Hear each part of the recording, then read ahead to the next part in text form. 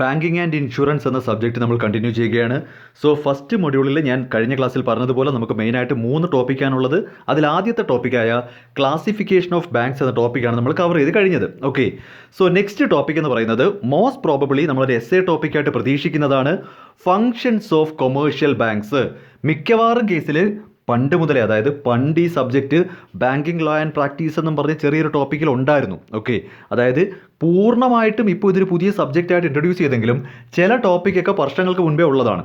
അന്ന് തൊട്ടേതാ ഈ ഒരു topic functions of commercial bank എന്ന് പറയുന്നത് മിക്കവാറും കേസിൽ ഒരു എസ്സേ ആയിട്ട് എടുത്ത് വെക്കാറുണ്ട്. അപ്പോൾ നിങ്ങളൊന്ന് നന്നായിട്ട് കോൺസെൻട്രേറ്റ് ചെയ്ത് പഠിക്കേണ്ട ടോപ്പിക്കാണ് ഫങ്ഷൻസ് ഓഫ് കൊമേഴ്ഷ്യൽ ബാങ്ക്സ്.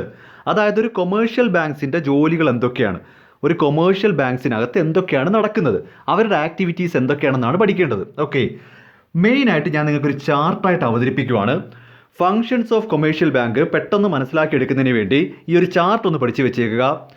നോക്കൂ, കൊമേഴ്ഷ്യൽ ബാങ്ക്സിൻ്റെ ഫങ്ഷൻസ് പ്രധാനമായിട്ടും രണ്ടായിട്ട് ക്ലാസിഫൈ ചെയ്യും. അങ്ങനെ വേണം ആദ്യം തൊട്ട് പഠിക്കാൻ. ഓക്കെ, അപ്പോൾ കൊമേഴ്ഷ്യൽ ബാങ്കിൻ്റെ ഫങ്ഷൻസിനെ മെയിനായിട്ട് രണ്ടായിട്ട് ക്ലാസിഫൈ ചെയ്യുന്നു. പ്രൈമറി ഫംഗ്ഷനും സെക്കൻഡറി ഫംഗ്ഷനും. പറ്റുമെങ്കിൽ ഇങ്ങനൊരു ചാർട്ടായിട്ട് അവതരിപ്പിക്കുക. പക്ഷെ ഒരു കാര്യം ശ്രദ്ധിക്കേണ്ടത്, ഞാൻ ഈ ക്ലാസ്സിൽ പ്രൈമറി ഫംഗ്ഷൻസിൻ്റെ കേസ് മാത്രമേ ഡിസ്കസ് ചെയ്യുന്നുള്ളൂ. അത് തന്നെ ഡീറ്റെയിൽ ആയിട്ട് പറയാനുണ്ട്.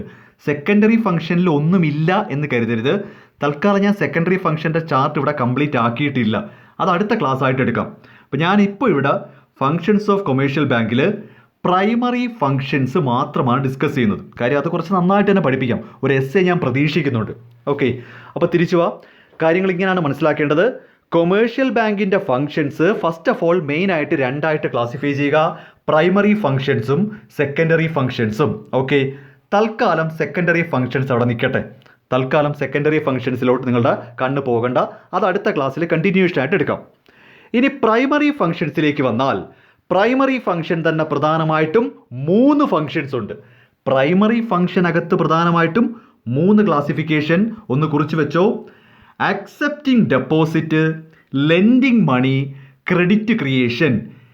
Accepting deposit, lending money, credit creation. ഇങ്ങനെ 3 കാര്യങ്ങളാണ് പ്രധാനമായിട്ടും പ്രൈമറി ഫംഗ്ഷനകത്ത് വരുന്നത്. അപ്പോൾ അത് പഠിച്ചല്ലോ.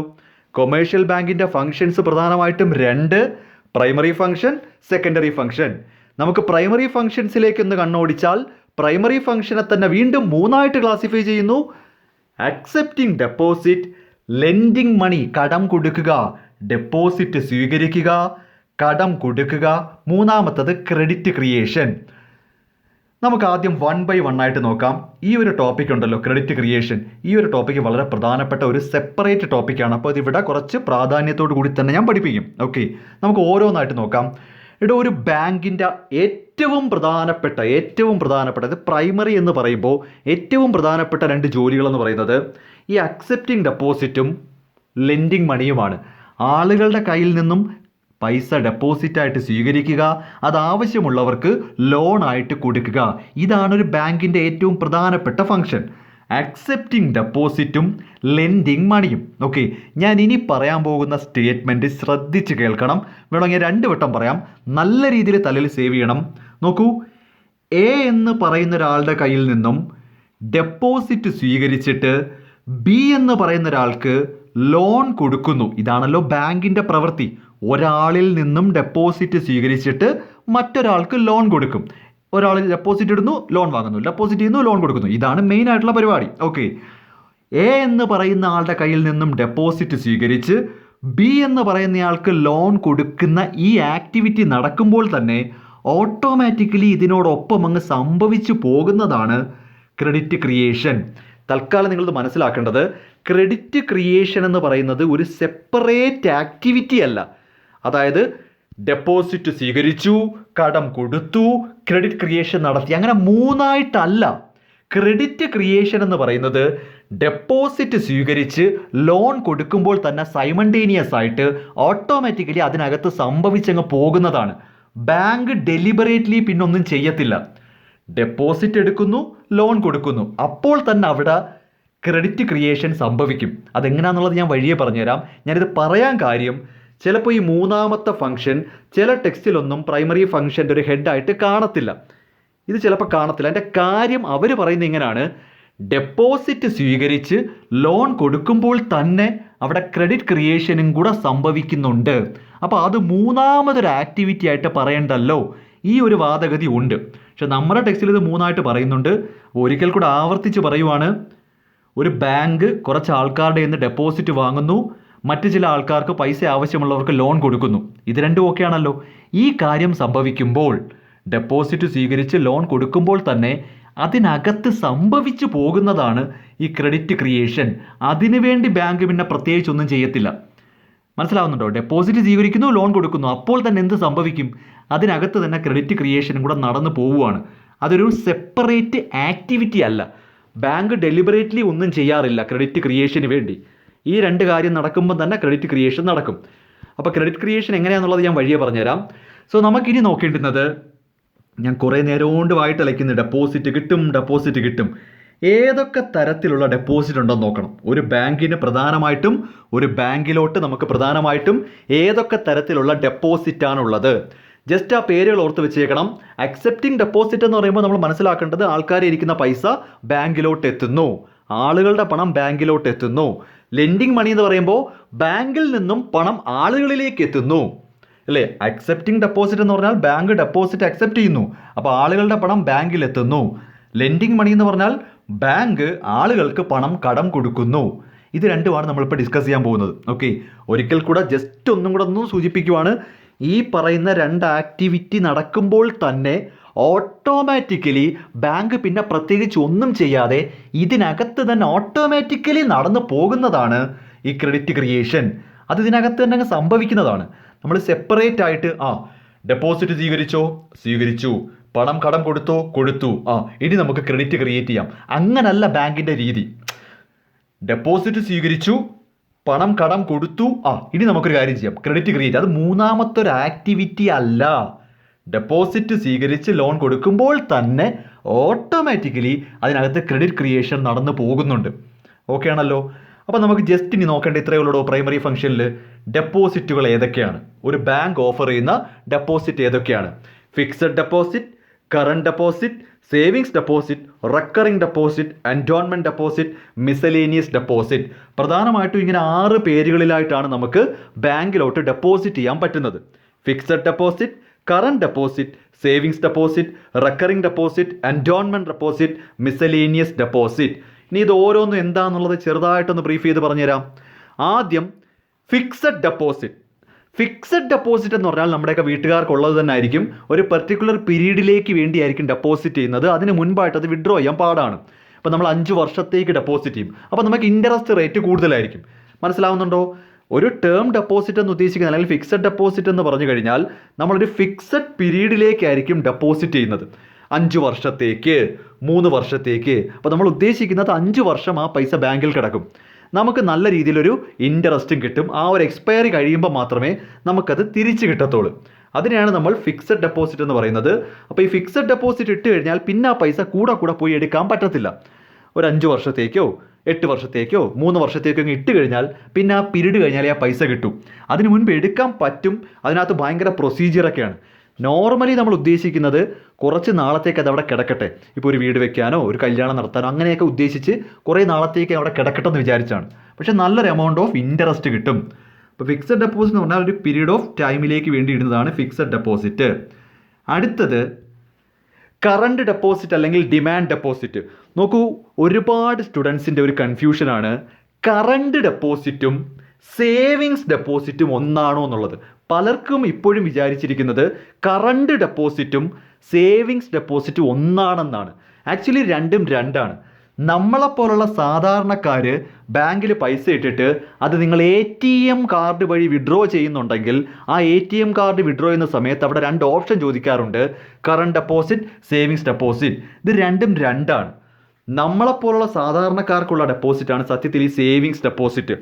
കറണ്ട് ഡെപ്പോസിറ്റ് എന്ന് പറയുന്നത് big businessman, joint stock company, public authority, public corporate തുടങ്ങിയ വൻ പുലികൾക്ക് വേണ്ടിയാണ് ഈ കറണ്ട് ഡെപ്പോസിറ്റ് ഓപ്പൺ ആക്കി കൊടുക്കുന്നത്.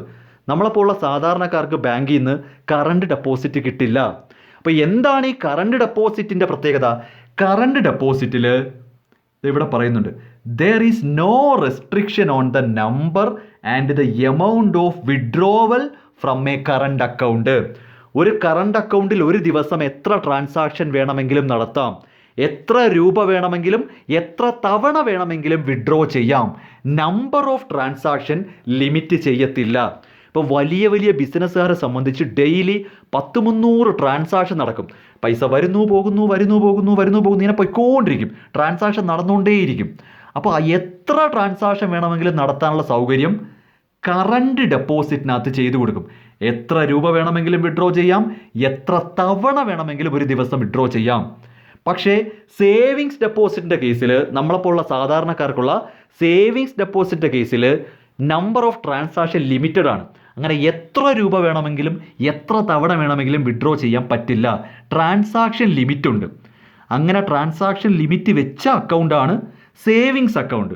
യാതൊരു ട്രാൻസാക്ഷൻ ലിമിറ്റും ഇല്ലെങ്കിൽ അതാണ് കറണ്ട് അക്കൗണ്ട്. സോ സേവിങ്സ് അക്കൗണ്ടിൻ്റെ കേസ് പറഞ്ഞാൽ മെയിനായിട്ടത് middle income group, lower income group, നമ്മളെപ്പോലുള്ള സാധാരണക്കാർ തുടങ്ങുന്നതാണ്. നമ്മുടെ ഉദ്ദേശം എന്ന് പറയുന്നത് അത് അവിടെ അക്കൗണ്ടിൽ കിടക്കട്ടെ. നമുക്ക് ഒരു ദിവസം തന്നെ 6, 7, 8, 10, 100 തവണയൊന്നും വിഡ്രോ ചെയ്യേണ്ട കാര്യം വരത്തില്ല. ചിലപ്പോൾ ആഴ്ച ഒരിക്കലായിരിക്കും വിഡ്രോ ചെയ്തത്. നമ്മുടെ ആവശ്യങ്ങൾക്കനുസരിച്ച് മാത്രം വിഡ്രോ ചെയ്യാൻ പറ്റും. അതാണ് ഈ സേവിങ്സ്. എപ്പോൾ വേണമെങ്കിലും വിഡ്രോ ചെയ്യാം. വളരെ ചെറിയൊരു ഇൻട്രസ്റ്റേ കിട്ടത്തുള്ളൂ. കാര്യം അത് ഫിക്സഡ് ഡെപ്പോസിറ്റ് അല്ല. എപ്പോൾ വേണമെങ്കിലും നമുക്ക് പൈസ വിഡ്രോ ചെയ്തെടുക്കാൻ പറ്റും. പക്ഷേ ട്രാൻസാക്ഷൻ ലിമിറ്റ് ഉണ്ട്. നമ്മുടെ എല്ലാവരുടെയും, നിങ്ങളുടെ കയ്യിലിരിക്കുന്ന അക്കൗണ്ട് ആയാലും നിങ്ങളുടെ പേരൻസിൻ്റെ അക്കൗണ്ട്, ഇതെല്ലാം തന്നെയും സേവിങ്സ് അക്കൗണ്ടാണ്, കറണ്ട് അക്കൗണ്ട് അല്ല. കറണ്ട് അക്കൗണ്ട് ഉള്ളവർ കാണും. വലിയ വലിയ ബിസിനസ്സുകാരൊക്കെ ആണെങ്കിൽ നിങ്ങൾ ബാങ്കിൽ കറണ്ട് അക്കൗണ്ട് എടുത്തിട്ടുണ്ടായിരിക്കും. അതിൻ്റെ പ്രയോജനം ഇതാണ്. വലിയ ബിസിനസ്സുകാർക്ക് ഇപ്പോൾ രാവിലെ 10 മണി തൊട്ട് വൈകിട്ട് 5 മണി വരെ ചിലപ്പോൾ പറയാൻ പറ്റത്തില്ല, 300 ട്രാൻസാക്ഷൻ നടക്കും. ഒന്ന് ആലോചിച്ച് നോക്കുക. അങ്ങനെ 300 ട്രാൻസാക്ഷൻ നടത്താൻ കറണ്ട് അക്കൗണ്ട് വഴി മാത്രമേ പറ്റൂ, സേവിങ്സ് അക്കൗണ്ടിൽ പറ്റില്ല. അപ്പോൾ നമ്മൾ ഇതുവരെ ഡീൽ ചെയ്ത് ഏതൊക്കെയാണ്? ഫിക്സഡ് ഡെപ്പോസിറ്റ് ഉണ്ട്, കറണ്ട് ഡെപ്പോസിറ്റ് ഉണ്ട്, അതിനാണ് ഡിമാൻഡ് ഡെപ്പോസിറ്റ് എന്ന് പറയുന്നത്. ദെൻ സേവിങ്സ് ഡെപ്പോസിറ്റ് ഉണ്ട്. മറ്റൊന്ന് റെക്കറിംഗ് ഡെപ്പോസിറ്റ്. ഈ റെക്കറിംഗ് ഡെപ്പോസിറ്റ് എന്ന് പറയുന്നത് ഒരു പരിധിവരെ സേവിങ്സ് പോലെയാണ്. നമ്മൾ ഒരു പർട്ടിക്കുലർ പീരീഡിലേക്ക് ഒരേ എമൗണ്ട് തന്നെ ഇങ്ങനെ ഡെപ്പോസിറ്റ് ചെയ്തുകൊണ്ടിരിക്കുക. ഉദ്ദേശിക്കുന്നത് മനസ്സിലാവുന്നുണ്ടോ? ഇപ്പോൾ നമ്മളൊരു സേവിങ്സ് പോലെയായിട്ട് ഒരു ബാങ്കിൽ ഒരു റെക്കറിംഗ് ഡെപ്പോസിറ്റ് തുടങ്ങിക്കഴിഞ്ഞാൽ മാസാമാസം ഒരു ഫിക്സഡ് എമൗണ്ട് ഇവിടെ പറയുന്നുണ്ട്. ഫിക്സഡ് എമൗണ്ട് എവറി മന്ത്, എല്ലാ മാസവും ഒരു ഫിക്സഡ് എമൗണ്ട് ഇട്ടുകൊണ്ടിരിക്കുക, ക്യുമുലേറ്റ് ചെയ്തുകൊണ്ടിരിക്കും. അതൊരു സേവിങ്സ് ഹാബിറ്റിന് വേണ്ടിയാണ്. നമ്മൾ ഈ വഞ്ചിയിൽ പൈസ ഇടുമെന്ന് പറയത്തില്ല, അതുപോലെ എല്ലാ മാസവും കൊണ്ടുപോയി അതിനകത്ത് ഒരു പർട്ടിക്കുലർ എമൗണ്ട് ഇട്ടുകൊണ്ടിരിക്കുക. അത് ഈ ഫിക്സഡ് സാലറിയൊക്കെ ഉള്ളവർക്കേ പറ്റത്തുള്ളൂ. കാര്യം അതിനകത്തൊരു ബ്രേക്ക് വരരുത്. എല്ലാ മാസവും കൃത്യമായിട്ട് ഫിക്സഡ് സാലറി കിട്ടുന്നവർക്കാണെന്നുണ്ടെങ്കിൽ ആ സാലറിയിൽ നിന്നൊരു പോർഷൻ എല്ലാ മാസവും റെക്കറിങ് ഇട്ടുകൊണ്ടിരിക്കാം. അതിങ്ങനെ ചെറിയൊരു എമൗണ്ട് ഇട്ട് കഴിഞ്ഞാൽ വർഷങ്ങൾ കഴിയുമ്പോൾ അതൊരു വലിയൊരു എമൗണ്ട് ആയിട്ട് മാറും. അതാണ് ഈ recurring deposit. Okay. Then endowment deposit. അത് കൂടുതലായിട്ടും ഈ ചിൽഡ്രൻസ് എഡ്യൂക്കേഷൻ, ചിൽഡ്രൻസ് മാരേജ് എന്നൊക്കെ പറഞ്ഞ് ഫ്യൂച്ചറിലേക്ക് വേണ്ടി മുൻകൂട്ടി കിട്ടും, ഒരു സ്പെഷ്യൽ പർപ്പസിന് വേണ്ടി തുടങ്ങുന്ന ഡെപ്പോസിറ്റുകളാണ്. അത് ആ ഒരു രീതിയിലേക്ക് മാത്രം സുകന്യ സമൃദ്ധി അക്കൗണ്ട് എന്നൊക്കെ പറയും. ഈ പെൺകുട്ടികളുടെ കേസിൽ 18 വർഷത്തേക്ക് ഇടുന്നതാണ്. അപ്പോൾ അതൊക്കെ എൻഡോൺമെൻറ്റ് എന്ന് പറയുമ്പോൾ 18 കൊല്ലം കഴിഞ്ഞാലേ വിഡ്രോ ചെയ്യത്തുള്ളൂ. ഒരു പർട്ടിക്കുലർ പർപ്പസിന് വേണ്ടി തുടങ്ങുന്ന ഡെപ്പോസിറ്റാണ്. പിന്നെ നമുക്ക് ചില മിസലേനിയസ് ഉണ്ട്. ഇപ്പം ഫിക്സഡ് ഡെപ്പോസിറ്റ് ലിങ്ക്ഡ് വിത്ത് personal accident insurance, children's gift plan, old age pension scheme എന്നൊക്കെ പറഞ്ഞ് മറ്റ് പല പേരുകളിലും പല ഡെപ്പോസിറ്റും ഉണ്ട്. ഈ രീതിയിലൊക്കെയാണ് ബാങ്കുകൾ ഡെപ്പോസിറ്റ് സ്വീകരിക്കുന്നത്. ഇതാണ് ഞാൻ പറയുന്നത്. ഓക്കെ. അപ്പോൾ ഫിക്സഡ് ഡെപ്പോസിറ്റ് ഉണ്ട്, കറണ്ട് ഡെപ്പോസിറ്റ് ഉണ്ട്, സേവിങ്സ് ഡെപ്പോസിറ്റ് ഉണ്ട്, റെക്കറിംഗ് ഡെപ്പോസിറ്റ് ഉണ്ട്, എൻഡോൺമെൻറ്റ് ഡെപ്പോസിറ്റ് ഉണ്ട്, മിസലേനിയസ് ഡെപ്പോസിറ്റ്. ഇത്രയും പേരുകളിലായിട്ടാണ് നമ്മുടെ ബാങ്കുകൾ ഡെപ്പോസിറ്റ് സ്വീകരിക്കുന്നത്. ഇനി കടം കൊടുക്കുന്നത്. ചുമ്മാ ഡെപ്പോസിറ്റ് സ്വീകരിച്ച് വെച്ചിട്ട് കാര്യമില്ല. ഇവർ ലോൺ കൊടുക്കുകയും കൂടെ ചെയ്താലേ വരുമാനം വരത്തുള്ളൂ. ഡെപ്പോസിറ്റിലാണല്ലോ സ്വീകരിച്ച് അലമാരിയിൽ അടുക്കി വെച്ചിട്ട് എന്ത് കാര്യം? ലോൺ കൊടുക്കണ്ടേ? അപ്പോൾ ആൾക്കാർക്ക് ഏതൊക്കെ രീതിയിലാണ് ബാങ്ക് ലോൺ കൊടുക്കുന്നത്, കടം കൊടുക്കുന്നത്? ആദ്യത്തത് ഓവർ ഡ്രാഫ്റ്റ്. ഈ ഓവർ ഡ്രാഫ്റ്റ് എന്ന് പറയുന്നത് നമുക്ക് കിട്ടത്തില്ല, കറണ്ട് അക്കൗണ്ട് ഉള്ളവർക്ക് മാത്രമേ കിട്ടൂ, ബിസിനസ്സുകാർക്ക്. ഓവർ ഡ്രാഫ്റ്റ് എന്താ നിങ്ങൾക്ക് കുറേ പേർക്ക് അറിയാം. നമ്മുടെ അക്കൗണ്ടിലുള്ള പൈസയേക്കാൾ കൂടുതൽ വിഡ്രോ ചെയ്യാനുള്ളൊരു സൗകര്യത്തിനെയാണ് ഓവർ ഡ്രാഫ്റ്റ് എന്ന് പറയുന്നത്. ഇപ്പോൾ അക്കൗണ്ടിൽ 100 രൂപയാണെങ്കിൽ നമുക്ക് ധൈര്യമായിട്ട് 110 രൂപയുടെ ചെക്ക് കൊടുക്കാം. ഒരിക്കലും ചെക്ക് ബൗൺസായി പോകത്തില്ല. ഇപ്പോൾ ഒരു ഉദാഹരണത്തിന് നിങ്ങളൊരു വലിയൊരു ബിസിനസ്സുകാരനാണ്. ഇത് കൂടുതലായിട്ടും പ്രയോജനം ചെയ്യുന്നത് ബിസിനസ്സിൽ ചെക്ക് എഴുതി കൊടുക്കുമ്പോഴാണ്. നിങ്ങൾക്ക് ഈ കറണ്ട് അക്കൗണ്ടിൻ്റെ ബാലൻസ് ഒരു പ്രശ്നമായിട്ട് നിൽക്കുമ്പം 100 രൂപയേ ഉള്ളൂ. കറണ്ട് അക്കൗണ്ടിൽ വെറും 100 രൂപയുള്ളെന്ന് വിചാരിക്കുക. ഓക്കെ. സഫീഷ്യൻ്റ് മണി വന്നിട്ടില്ല, ഇന്ന് വൈകുന്നേരം വരും.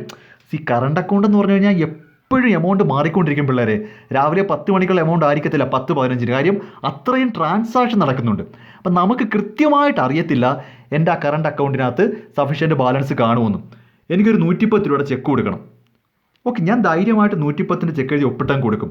കറണ്ട് അക്കൗണ്ടിൽ 100 രൂപ ഉള്ളെങ്കിലും ആ 110 രൂപ അക്കൗണ്ടിൽ നിന്ന് വിഡ്രോ ചെയ്തുകൊണ്ട് പോകും. 10 രൂപയ്ക്ക് നമ്മൾ ഓവർ ഡ്രാഫ്റ്റ് എന്ന് പറയും. സോ എൻ്റെ അക്കൗണ്ടിലുള്ളതിനേക്കാൾ കൂടുതൽ പണം ഞാൻ വിഡ്രോ ചെയ്യുന്നത് പോലെയാണ്. 100 രൂപ കറണ്ട് അക്കൗണ്ടിലുള്ള ഞാൻ 110 രൂപ വിഡ്രോ ചെയ്തെടുക്കുന്ന പോലെയാണ്. ആ 10 രൂപയ്ക്കാണ് ഓവർ ഡ്രാഫ്റ്റ് അല്ലെങ്കിൽ ഒരു ലോൺ കൊടുക്കുന്ന പോലെയാണ്. ഈ 10 രൂപ തിരിച്ചടച്ചാൽ പോരാ, പ്ലസ് ഇൻട്രസ്റ്റിന് ഞാൻ തിരിച്ചടയ്ക്കണം. ഇനി ഞാൻ കറണ്ട് അക്കൗണ്ടിലേക്ക് പൈസ ഇടുമ്പോൾ ഈ 10 അല്ല, ബാങ്ക് അതിൻ്റെ പലിശയും കൂടെ പിടിക്കും. അപ്പോൾ ഓവർ ഡ്രാഫ്റ്റ് എന്ന രീതിയിൽ നമുക്ക് ബാങ്കിൽ നിന്നും പൈസ ലോണായിട്ട് എടുക്കാം. Then cash credit. ഈ ക്യാഷ് ക്രെഡിറ്റും കറണ്ട് അക്കൗണ്ട് ഹോൾഡേഴ്സിന് കിട്ടുന്നതാണ്. നമുക്ക് പൈസയ്ക്ക് അത്യാവശ്യം വരുന്ന സമയത്ത് കറണ്ട് അക്കൗണ്ട് ഹോൾഡേഴ്സിന് ജസ്റ്റ് ബാങ്കിൽ നിന്ന് ഒരു ലോൺ എടുക്കുന്ന പോലെയാണ്. നമ്മുടെ പേരിൽ വേറൊരു അക്കൗണ്ട് തുടങ്ങിയിട്ട് അതിനകത്തോട്ട് ഇട്ടേക്കും, എന്നിട്ട് അവിടെ നിന്ന് വിഡ്രോ ചെയ്തുകൊണ്ട് പോകാം. അതും നമുക്ക് കറണ്ട് അക്കൗണ്ട് കസ്റ്റമേഴ്സിന് പെട്ടെന്ന് വർക്കിംഗ് ക്യാപിറ്റൽ റിക്വയർമെൻറ്റ് മീറ്റ് ചെയ്യാൻ വേണ്ടിയാണ്. നമുക്ക് എന്തെങ്കിലും പൈസയ്ക്ക് വലിയ അത്യാവശ്യം വന്നു കഴിഞ്ഞാൽ ബാങ്കിൽ നിന്ന് ക്യാഷ് പെട്ടെന്ന്, അതായത് ആ ഒരു കറണ്ട് അക്കൗണ്ടിൻ്റെ ഗ്യാരണ്ടിയുടെ ബേസിൽ തന്നെ നമുക്ക് ലോൺ ക്രെഡിറ്റ് ഫെസിലിറ്റി അവൈൽ ചെയ്തെടുക്കും. ഇതൊന്നും നമുക്ക് കിട്ടത്തില്ല, വലിയ ബിസിനസ്സുകാരന്മാർക്കേ വരും. മറ്റൊന്ന് discounting of bill of exchange. ഇത് ശരിക്കും പറഞ്ഞാൽ കോർപ്പറേറ്റ് അക്കൗണ്ടിങ്ങിൽ ബാങ്കിങ് കമ്പനിയിൽ പഠിക്കേണ്ട കേസാണ്. ബിൽ ഓഫ് എക്സ്ചേഞ്ച് ഡിസ്കൗണ്ട് ചെയ്യുക എന്ന് പറഞ്ഞാൽ ഒരാൾ മറ്റൊരാൾക്ക് കടത്തിന് സാധനം വിൽക്കുമ്പോൾ ആ ഒരു ഉറപ്പിന് വേണ്ടി എഴുതിയെടുക്കുന്നതാണ് ബില്ലെന്ന് പറയുന്നത്. ആ ബില്ല് വേണമെങ്കിൽ ഈ സെല്ലർക്ക് ബാങ്കിൽ കൊണ്ടുചെന്ന് ഡിസ്കൗണ്ട് ചെയ്ത് പൈസയായിട്ട് വാങ്ങാം. അതും ഒരു പരിധി വരെ ബാങ്ക് ലോൺ കൊടുക്കുന്ന പോലെ തന്നെയാണ്, ഈ ബില്ലിൻ്റെ പുറത്ത് ലോൺ കൊടുക്കുന്ന പോലെയാണ്. ഓക്കെ. മറ്റൊന്ന് സാധാരണ നമ്മളെയൊക്കെ വീട്ടുകാരെടുക്കുന്ന പലതരം ലോണുകൾ, ഷോർട്ട് ടൈം ലോണും ഹൗസിംഗ് ലോണ്, ഫിനാൻസ്, അത് എഡ്യൂക്കേഷൻ ലോണ്, വെഹിക്കിൾ ലോണ്, ആ ലോൺ, ഈ ലോണ്, പേഴ്സണൽ ലോൺ, പിന്നെ ഒരുവിധം ലോണുകളുണ്ടല്ലോ, അറിയാമല്ലോ, നമ്മുടെയൊക്കെ വീട്ടുകാർ എടുത്തിട്ടുണ്ടായിരിക്കും. ആ ലോണുകൾ, അത് മീഡിയം ലോണുണ്ട്, ഷോർട്ട് ടൈം ലോണുണ്ട്, ബിഗ് ടൈം ലോണുണ്ട്, അങ്ങനെ പല ടൈപ്പ് ലോൺസ് ഉണ്ട്. ഓക്കെ. അപ്പോൾ ഈ രീതിയിലൊക്കെയാണ് ബാങ്കുകൾ കടം കൊടുക്കുന്നത്. ഓവർ ഡ്രാഫ്റ്റ് ഉണ്ട്, ക്യാഷ് ക്രെഡിറ്റ് ഉണ്ട്, discounting of bill of exchange ഉണ്ട്, ഷോർട്ട് ടൈം ലോൺസ് ഉണ്ട്, മീഡിയം ടൈം ലോൺസ് ഉണ്ട്, ലോങ് ടൈം ലോൺസ് ഉണ്ട്. ഇങ്ങനെയാണ് ബാങ്ക് കടം കൊടുക്കുന്നത്. ഇത്രയും കാര്യം ഒന്ന് എഴുതി ഒപ്പിച്ച് വെക്കാമല്ലോ. അപ്പോൾ കൊമേഴ്ഷ്യൽ ബാങ്കിൻ്റെ ഫംഗ്ഷൻസിൽ പ്രൈമറി ഫംഗ്ഷനും സെക്കൻഡറി ഫംഗ്ഷനും ഉണ്ട്. പ്രൈമറി ഫംഗ്ഷൻ അകത്ത് വരുന്നതാണ് അക്സെപ്റ്റിംഗ് ഡെപ്പോസിറ്റും ലെൻഡിങ് മണിയും. ഇനിയാണ് കഥ. എന്താണ് ഈ ക്രെഡിറ്റ് ക്രിയേഷൻ? ഇതിനു വേണ്ടിയാണ് ഞാൻ ഏറ്റവും കൂടുതൽ പ്രാധാന്യം കൊടുക്കുന്നത്. ക്രെഡിറ്റ് ക്രിയേഷൻ എന്ന് പറഞ്ഞാൽ, ഞാൻ വീണ്ടും പറയുന്നു, ഡെപ്പോസിറ്റ് സ്വീകരിച്ച് ലോൺ കൊടുക്കുമ്പോൾ തന്നെ അവിടെ ക്രെഡിറ്റ് ക്രിയേഷൻ നടന്നു കഴിഞ്ഞു. അതൊരു സെപ്പറേറ്റ് ആക്ടിവിറ്റി അല്ല. അതാണ് ആദ്യം മനസ്സിലാക്കേണ്ടത്. ബാങ്ക് ക്രെഡിറ്റ് ക്രിയേഷൻ എന്നും പറഞ്ഞിനി ഒന്നും ചെയ്യേണ്ട, ഓൾറെഡി നടന്നു കഴിഞ്ഞു. എങ്ങനെയാണ് അപ്പോൾ ഈ ക്രെഡിറ്റ് ക്രിയേഷൻ, അല്ലെങ്കിൽ എന്താണ് ഈ ക്രെഡിറ്റ് ക്രിയേഷൻ? ക്രെഡിറ്റ് ക്രിയേഷനുമായിട്ട് ബന്ധപ്പെടുത്തി നിങ്ങൾ മനസ്സിലാക്കേണ്ട ഒരു സ്റ്റേറ്റ്മെൻ്റ് ഉണ്ട്. ഇതൊന്ന് നോക്കുക. Loans create deposit and deposit creates loan. എന്ന് വെച്ചാൽ എന്താണെന്നുള്ളത് ഞാൻ പറഞ്ഞുതരാം, ശ്രദ്ധിച്ച് കേട്ടോ. Loans create deposit and deposit creates loan. ആദ്യം ഇത് നോക്ക്. Deposits creates loan. ശരിയാണ്, ആളുകളുടെ നിന്ന് ഡെപ്പോസിറ്റ് കിട്ടിയതിന് ശേഷമാണ് ബാങ്ക് ലോൺ കൊടുക്കുന്നത്, അല്ലാതെ ബാങ്ക് മാനേജർ വീട്ടിൽ നിന്ന് പൈസ കൊണ്ടുവരാറില്ല. കറക്റ്റാണ്. ആളുകളുടെ കയ്യിൽ നിന്നും കിട്ടുന്ന ഡെപ്പോസിറ്റാണ് എടുത്ത് മറ്റുള്ളവർക്ക് ലോണായിട്ട് കൊടുക്കുന്നത്. അത് ഓക്കെയാണ്, ഒരു കോമൺ മാൻ ചിന്തിച്ചാൽ മനസ്സിലാവും. ശരിയാ, ബാങ്ക് ഡെപ്പോസിറ്റ് സ്വീകരിച്ചിട്ടാണ് ആ പൈസ ഉപയോഗിച്ചാണ് ലോൺ കൊടുക്കുന്നത്. അപ്പോൾ ഡെപ്പോസിറ്റ്സ് ക്രിയേറ്റ്സ് ലോൺ. ഓക്കെ, അത് മനസ്സിലായി. ബാങ്കിലോട്ട് ഡെപ്പോസിറ്റ് കിട്ടിയതിന് ശേഷമാണ് ലോണായിട്ട് കൊടുക്കുന്നത്, അത് മനസ്സിലായി. ഇതെന്ത് കൂത്താണ്? ലോൺസ് ക്രിയേറ്റ് ഡെപ്പോസിറ്റാ എന്ന് വെച്ചാൽ ഇവിടെയാണ് ശ്രദ്ധിക്കേണ്ടത്. ഇതാണ് ക്രെഡിറ്റ് ക്രിയേഷൻ്റെ മെയിൻ പോയിന്റ്. ഇവിടെ പറയുന്നത് എന്താണെന്ന് വെച്ച് കഴിഞ്ഞാൽ, ശ്രദ്ധിച്ചോണം, ഇവിടെ പറയുന്ന ഇത്രയേ ഉള്ളൂ. എ എന്ന് പറയുന്ന ഒരാൾ ഒരു ബാങ്കിൽ ഡെപ്പോസിറ്റ് ചെയ്യുന്നു 1000 രൂപ. എ എന്ന് പറയുന്ന ആൾ ഒരു ബാങ്കിൽ 1000 രൂപ ഡെപ്പോസിറ്റ് ചെയ്തു. അതോടെ എയുടെ റോള് കഴിഞ്ഞു. എവിടെ ഡെപ്പോസിറ്റ് ചെയ്തിട്ട് വീട്ടിൽ പോയി.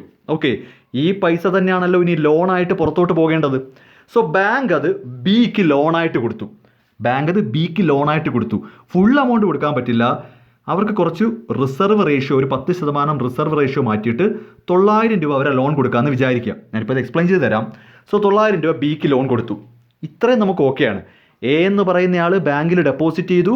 ആ പൈസയിൽ നിന്ന് ബാങ്കിൽ വെക്കേണ്ടുന്ന കുറച്ച് റിസർവ് ഉണ്ട്, അത് വെച്ചിട്ട് ബാക്കി ബിക്ക് ലോൺ കൊടുത്തു. പെർഫെക്റ്റ്, ഓക്കെ, കുഴപ്പമില്ല. ഈ പറയുന്ന 900 രൂപ ബിക്ക് ലോൺ കൊടുക്കുന്നത് ക്യാഷായിട്ട് എണ്ണി കൊടുക്കത്തില്ല. പകരം ബിയുടെ പേരിൽ ഒരു അക്കൗണ്ട് തുടങ്ങി അതിനകത്ത് ഡെപ്പോസിറ്റ് ചെയ്ത് കൊടുക്കാറാണ് പതിവ്. പിടിച്ചോ. ബി എന്ന് പറയുന്നയാൾക്ക് ബാങ്ക് 900 രൂപ ലോൺ കൊടുക്കുന്നത് എങ്ങനെയാണ്? അതെടുത്ത് ക്യാഷായിട്ട് കൊടുക്കില്ല. പകരം ബിയുടെ പേരിൽ ഒരു അക്കൗണ്ട് തുടങ്ങി അതിൽ ബി ഡെപ്പോസിറ്റ് ചെയ്തിട്ടിരിക്കുന്ന പോലെയാണ്. Loans create deposit. ലോൺ കൊടുക്കുമ്പോഴും അവിടെ ഒരു ഡെപ്പോസിറ്റ് ക്രിയേറ്റ് ആവും.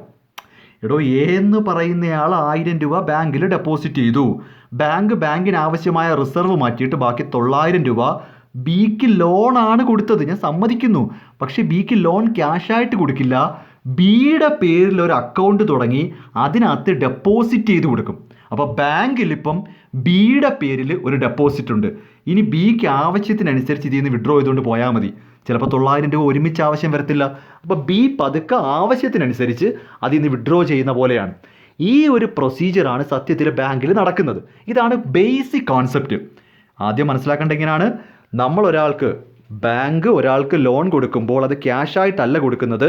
ആ ആളുടെ പേരിൽ ഒരു അക്കൗണ്ട് തുടങ്ങി ആ അക്കൗണ്ടിൽ ഡെപ്പോസിറ്റ് ചെയ്തിട്ടിരിക്കുന്ന പോലെയാണ്.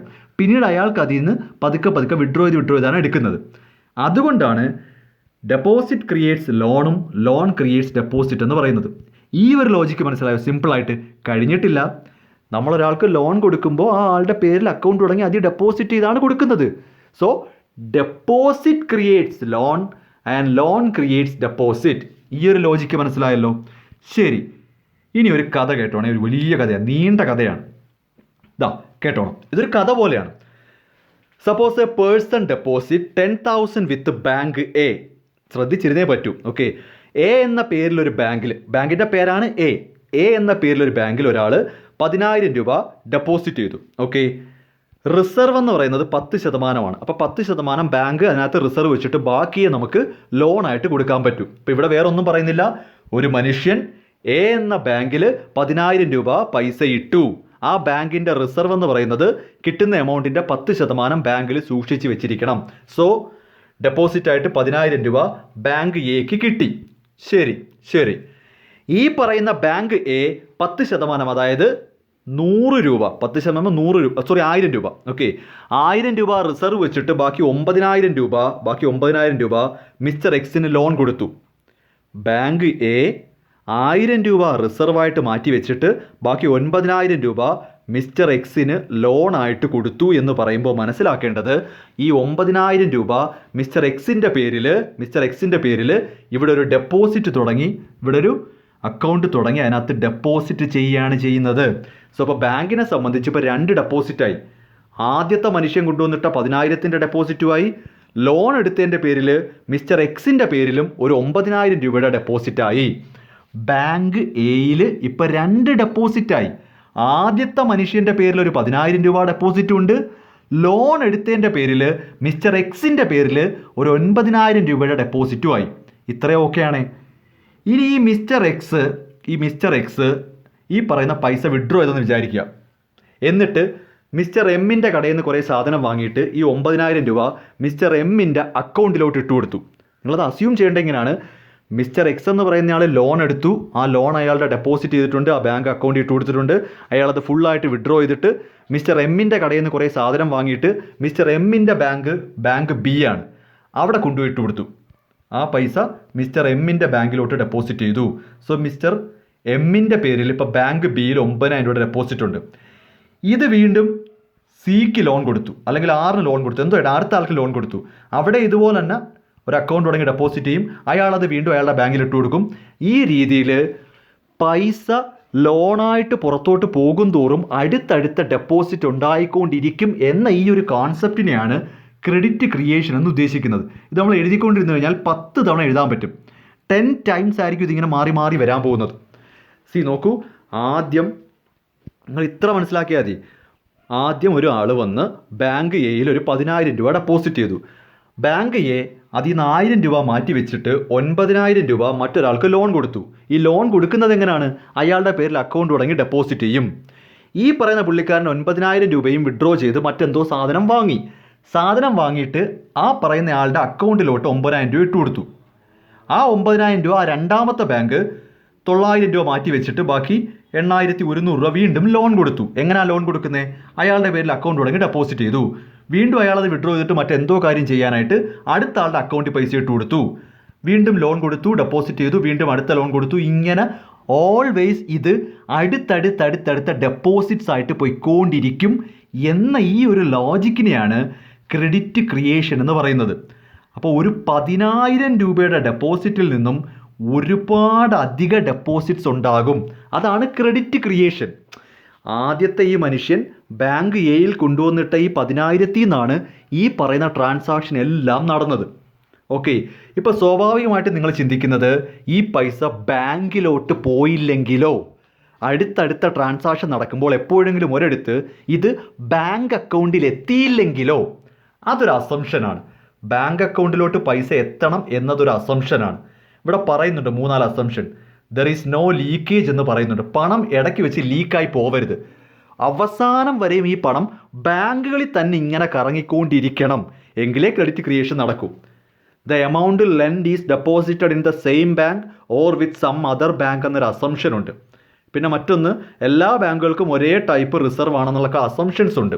അപ്പോൾ നമ്മൾ ഈ പറയുന്ന കാര്യം നടക്കണമെങ്കിൽ കൃത്യമായിട്ട് എല്ലാവരും ലോൺ എടുത്തിട്ട് ആ പൈസ മറ്റൊരാളുടെ അക്കൗണ്ടിലേക്ക് ഇട്ട് വേണം ചിലവാക്കാൻ. അങ്ങനെയാണെങ്കിൽ ആദ്യത്തെ ആ പൈസ വെച്ചിട്ട് ഈ പറയുന്ന ഒരുപാട് ഡെപ്പോസിറ്റുകൾ ഉണ്ടാവും. ഇതാണ് ശരിക്കും പറഞ്ഞു കഴിഞ്ഞാൽ ക്രെഡിറ്റ് ക്രിയേഷൻ എന്നൊരു സിമ്പിൾ ലോജിക്ക്. ഞാൻ ഈ പറഞ്ഞതിനപ്പുറത്തേക്കൊന്നും ചിന്തിക്കേണ്ട കാര്യമില്ല. ഓക്കെ, സോ അപ്പോൾ ആകെപ്പാടെ നിങ്ങൾ ശ്രദ്ധിക്കേണ്ടുന്നത് ബാങ്ക് ടു ബാങ്ക് ട്രാൻസാക്ഷൻ നടന്നുകൊണ്ടിരിക്കണം. ഇടയ്ക്ക് വെച്ച് ക്യാഷ് വിഡ്രോ ചെയ്തിട്ട് അത് ക്യാഷ് ആയിട്ട് എടുത്ത് കൊടുക്കരുത്. അത് ബാങ്കിൽ എത്തണം. ഈ പണം മുഴുവനും കറങ്ങി കറങ്ങി ബാങ്കിൽ തന്നെ എത്തിക്കൊണ്ടിരിക്കണം. അങ്ങനാണെങ്കിൽ ആദ്യത്തെ ഒരു ഡെപ്പോസിറ്റിൽ നിന്ന് കൊടുത്തൊരു ലോൺ വീണ്ടും ഡെപ്പോസിറ്റ് ആവും, വീണ്ടും അത് ലോൺ ആവും, വീണ്ടും അത് ഡെപ്പോസിറ്റ് ആവും, വീണ്ടും അത് ലോൺ ആവും, വീണ്ടും അത് ഡെപ്പോസിറ്റ് ആവും. ഇതിങ്ങനെ കറങ്ങിക്കൊണ്ടേയിരിക്കും. This is credit creation. Loans create deposit and deposits create loan. Loans creates deposit. ഇതൊരു സൈക്കിളാണ്. ഇതിങ്ങനെ കറങ്ങിക്കൊണ്ടിരിക്കും. ഇതിനെയാണ് ക്രെഡിറ്റ് ക്രിയേഷൻ എന്ന് പറയുന്നത്. ഡെപ്പോസിറ്റ് സ്വീകരിച്ച് ലോൺ കൊടുക്കുമ്പോൾ തന്നെ ഇത് സംഭവിച്ചുകൊണ്ടേയിരിക്കും. ബാങ്ക് ഡെലിബറേറ്റ്ലി പിന്നൊന്നും ചെയ്യണ്ട. അപ്പോൾ ഈ ഒരു കോൺസെപ്റ്റിനെയാണ് നമ്മൾ ക്രെഡിറ്റ് ക്രിയേഷൻ എന്ന് പറയുന്നത്. ഇത് ചിലപ്പോൾ പരീക്ഷയ്ക്ക് ചോദിക്കും. ഇത് ചോദിച്ചില്ലെങ്കിലും ഫങ്ഷൻസ് ഓഫ് കൊമേഴ്ഷ്യൽ ബാങ്കിൻ്റെ ഭാഗമായിട്ട് ഇത് നിങ്ങൾ എഴുതണം. ഇതാണ് സംഭവിക്കുന്നത്. ഓക്കെ.